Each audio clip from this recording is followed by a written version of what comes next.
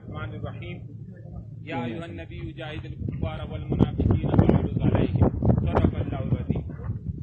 واجب الاحترام قابل سطح احترام علماء کرام وما د قوم سپینګیرو نوجوانانو ورونو ګرمیا د ډېرو خبرو ضرورت شته نه.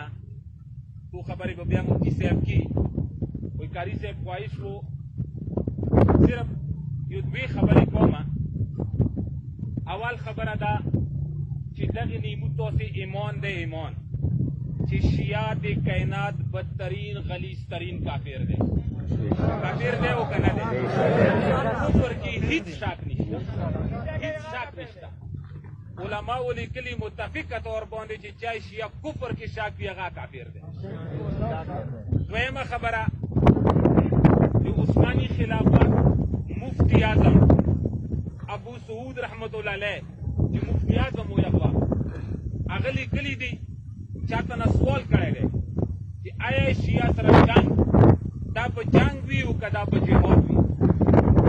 هغه مقابلې کې موږ کوم سړی شهید شي هغه شهید وي که هغه به ګډ واډ وي. هغه جواب لیکلی هغه جواب چې شیعه سره جنګ دا نه صرف جهاد بلکې جهاد اکبر دی. ټول کائنات کې هغه لیکلي چې شیعه سره جنګ دا جهاد اکبر دی. او شیعه مقابلې کې چې موږ کوم سړی مړ شي دا نه صرف شهید هغه لیکلي چې دا شهید اکبر دی. شهید اکبر دی. نو عزتمندو دی چې شهید کېږي والله بالله ثم تله چې هغه خو کامیاب شوه، هغه کامیاب دي یا خو په شهادت اکبر کې څه شک نشته دی. هغه ډایرکټ جنت ته لاړه جنتیان دي. علماء کرام ناست دي. علما فرمایي چې حضور سلم حدیث مفهوم دی چې د ذوالقعدان دومره سخت دی دومره سخت چې کله کوم سړی ذوالقعدان نه تیر شي ورځ د قیامت کې به چې یو سړی ټول عمر ډېر په خوشحالۍ تیر کړی 500 کاله عمر وي خو چې ذوالقعدان ترېخوالی خلک وي نو هغه نه به دا ټول خوږ ژوند په ویر وي. هغه بیا چې دنیا کې مونې چیریا خاورې ته نه دی تېره شوې، خاورې ته مو نه دی هلته خو شهید یا چې داسې یو مرګ دی داسې یو مرګ چې هغه دا ټولې دنیا کې هغه نه تکلیفونه وي خو چې کله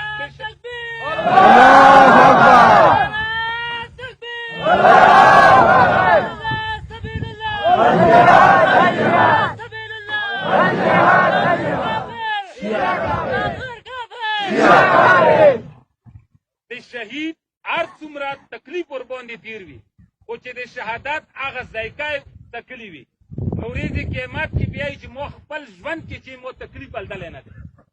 او بل حدیث مفهوم دا دی چې ورځې قیامت کې چې چا ذوالقعدان ترخوا لدلی وي هغه به بیا د مرګ ته به نه کي. دا دومره سخت دی. خو یو شهید داسې دی چې الله پاک ورته چې څه غواړې هغه به بیا ورته چې الله ته مو ژوندی که بیا مو خپلې لارې کې شهید که بیا مو ژوندی که بیا مو شهید که بیا مو ژوندی که بیا مو شهید که. پوره دغې ذایقې کې دومره خوند دی. دغه خوند خو نن دغه شهید څکلی دی. دا خو نن اخته پاته لګېږي چې دا به څومره خوشحال وي. او حضور سلام خپله یایي شهادت تمنا حضور سلام خپله کړې دی چې الله ما د تا په لارې کې شهید کې او بیا مو ژوندی کې بیا مو شهید کې بیا مو ژوندی کې بیا مو شهید کې. نو عزتمندو چې حضور سلام خپله د وخت مرګ تمنا کی خواهش کی دا به څومره بلند او اعلی درجه وي. دغې درجې ته څوک رسېږي نه. خو خدای پاک دی د دغه شهادت په برکات مسلمانو ته د دغه کافرو مقابلې کې فتح او نصرت نصیب کړي انشاءالله ثم انشاءالله.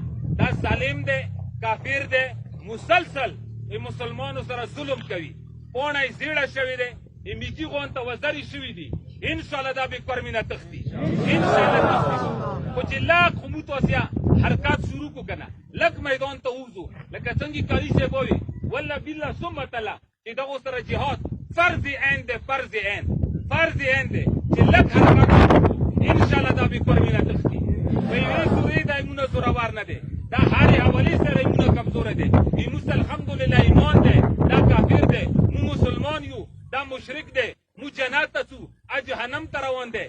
مو چې کوم یې لکې کې جغرافیایي لیول باندې موږ څنګه پراته یو دا یې موږ ته متوازی دواری ګرځنه مسلمان پروت دی لیاره ایده دی ایده لیاره باندې دی موږ ته دومره تکلیف نشته موږ بل او بشري بارو منګالو ته بله غونده تکلیف وي انشاءالله هغه دومره نشته دا یې بند دی بند مخکې چې پلور په شا ولاړو امریکې ورسره تعاون کولو الحمدلله هغه پلور یې شکست خوړلی پلور یې وڅښو هلته اوس مجاهدین دي هل یاره اوس یې بند دی لږ همت توفیق غواړي بیډازه بیډوزه چې دا لیارې اوس یې بند کړو ایده چیغې ته کسه چې اسمان ته خیږي که نه انشاءالله ولذیذ ایده په پښو به پرېوځي خو دا درخواستونه به درته کي چې سوني څه یایي زه منم که لږ نور اوس یې وکړو که درخواست یې ته ونه کړو چې ما ته لیار راکړه زه پرامن دننه وځم ما په مخ باندې بیا توک یې واچوئ خو مسلمانه منظم شه خپلو صفونو کو نظم و ضبط پیدا که جرأت مظاهره وکړه انشاءالله ولذیذ دشمن ختم دی واخر دعوانا الحمد لله رب العالمين.